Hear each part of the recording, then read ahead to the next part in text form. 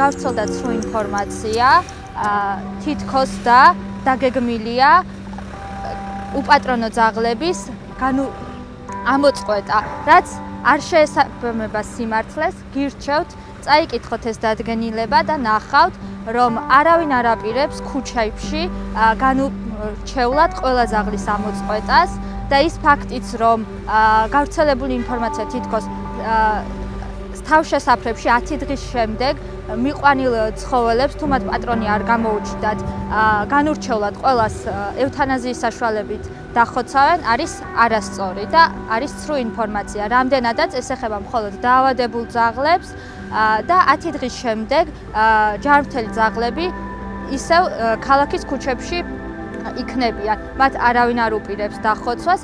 პირიქით ეს კანონი, ეს დადგენილება გათვალისწინებულია იმისთვის, რომ მოხდეს ცხოველების პოპულაციის კონტროლი და ცხოველებისა და ადამიანების თანაცხოვრების გაკონტროლება ქალაქის მასშტაბით.